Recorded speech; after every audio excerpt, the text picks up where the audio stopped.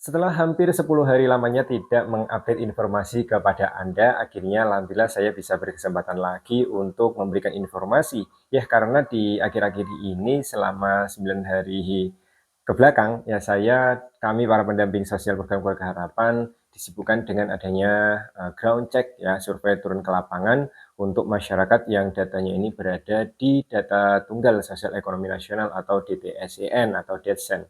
Nah, survei akan terus dilakukan, ground check terus dilakukan ya sampai menjelang hari raya. Kita akan terus turun ke lapangan sehingga mohon maaf apabila jurnalis Versi Oktara jarang untuk mengupdate informasi. Oke, di kesempatan kali ini saya ingin menjawab salah satu pertanyaan dari KPM ya terkait dengan daya listrik sebesar 2.200 volt ampere. Nah, di sini ada pertanyaan ya dari akun @wiwiknurhayati 3107.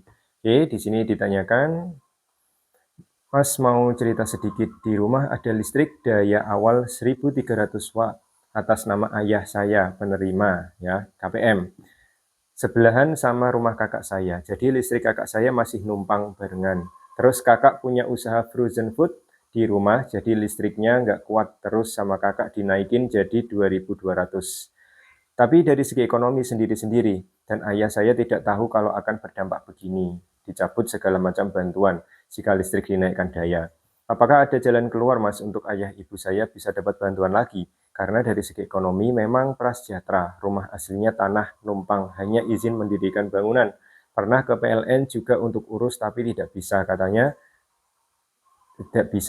dan diminta surat rumah dan tanah. Kan otomatis tidak punya juga, Pak, karena cuma tanah numpang. Minta tolong bagaimana jalan keluarnya ya, Mas, agar ortu bisa mendapat bantuan kembali. Apakah harus diturunkan daya listriknya lagi jadi 1.300 watt? Lalu bagaimana prosedurnya kembali, Mas? Oke. Ini ya, salah satu dilema yang dialami oleh penerima manfaat di awal tahun penyaluran tahun 2025, tepatnya di tahap pertama. Banyak sekali memang KPM yang bantuannya ini tidak cair atau terhapus dari DTKS dikarenakan adanya keterangan daya listrik 2.200 volt ampere. Nah, dengan kasus seperti ini yang tanahnya masih hanya izin mendirikan bangunan ya, jadi bukan tanah asli dan lain sebagainya. Nah, ini menjadi resiko bersama ketika listrik yang telah ditetapkan sebagai penerima subsidi itu maksimal adalah 1.300 volt ampere. Dan ini menjadi dilema ketika akhirnya dinaikkan menjadi 2.200 karena usaha frozen food ya, tentunya ini membutuhkan daya yang lebih besar dari 1.300, akhirnya terdeteksi sebagai masyarakat yang menggunakan listrik 2.200. Nah, yang perlu Anda garis bawahi bahwa bagaimanapun bentuknya, bagaimanapun kondisinya, bagaimanapun alasannya, untuk saat ini jika misalkan daya listrik yang terpasang dalam suatu rumah tangga ini adalah 2.200 volt ampere, maka otomatis Anda tidak akan bisa memperoleh bantuan sosial, dan ini sudah aturan bakunya. Artinya ketika ini sudah terdeteksi, ya otomatis harus ada perubahan ya. Jadi dengan kasus seperti itu, memang seharusnya ketika rumah masih bergabung ya, ini tapi dilematis juga ya, karena 1 meter listrik dipakai untuk 2 rumah tangga dan 1 rumah tangganya ini ada usaha, ini menjadi dilematis. Nah, yang jelas saya ingin menjawab ketika ingin kembali masuk ke dalam DTKS, otomatis ya mau tidak mau harus menurunkan daya dari 2.200 menjadi daya maksimal 1.300 volt ampere. Dan ini prosedurnya bagaimana? Bisa menanyakan langsung ke PLN. Namun ketika PLN nantinya meminta sertifikat tanah dan sebagainya, kemungkinan tidak ada solusi yang pasti, otomatis Anda sebagai masyarakat mungkin bisa meminta bantuan ya, kerjasama pada pemerintah desa ataupun kelurahan. Jadi silakan Anda sharingkan hal ini kepada pemerintah desa ataupun kelurahan untuk mencari solusi.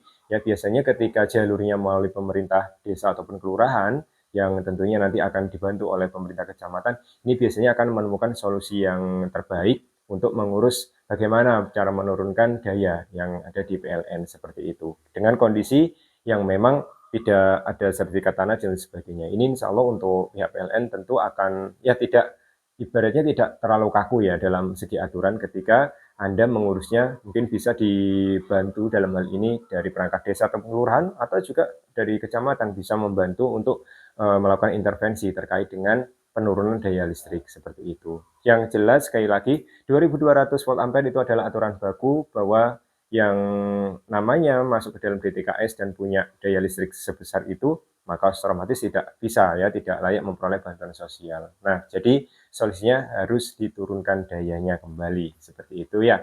Oke, siapapun itu. Jadi jika misalkan Anda termasuk yang menggunakan 2200, ternyata nama yang digunakan untuk meteran listriknya adalah nama Anda, ya secara otomatis mau tidak mau harus merubah, seperti itu. Nah, lalu apakah setelah misalkan dirubah dari 2200 volt ampere lalu kembali turun ke listrik subsidi, apakah otomatis bantuan Anda akan cair kembali?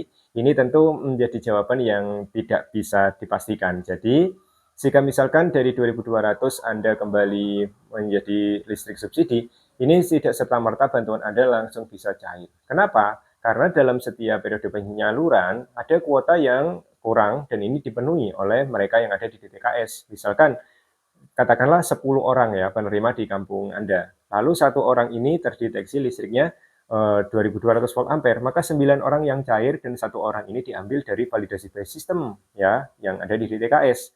Nah, ketika yang satu tadi sudah digantikan kuotanya oleh orang lain, maka otomatis yang sudah memperbaiki menurunkan daya listriknya ini harus melalui prosedur awal, yaitu melalui musyawarah desa, musdes atau muskel, dan ini harus diajukan kembali oleh pemerintah daerah setempat ya, melalui desa ataupun kelurahan, diajukan ulang agar masuk ke dalam DTKS, atau melalui usul sanggah ya, menyanggah bahwa yang bersangkutan ini listriknya sudah tidak 2200 volt ampere lagi. Nah, tentunya membutuhkan prosedur seperti awal. Jadi ketika sekali lagi listriknya sudah turun, maka secara otomatis tidak bisa langsung tahap kedua bantuannya langsung cair. Maka di sini harus ada upaya pengajuan ulang dari pihak desa atau kelurahan bahwa nama yang bersangkutan ini masih layak menerima bantuan sosial di periode berikutnya. Dan ini antri kuotanya ya dari yang sudah dipenuhi tadi, otomatis yang baru mengubah daya ini ya antri kembali ya untuk bisa memperoleh bantuan sosial. Karena sifatnya saat ini adalah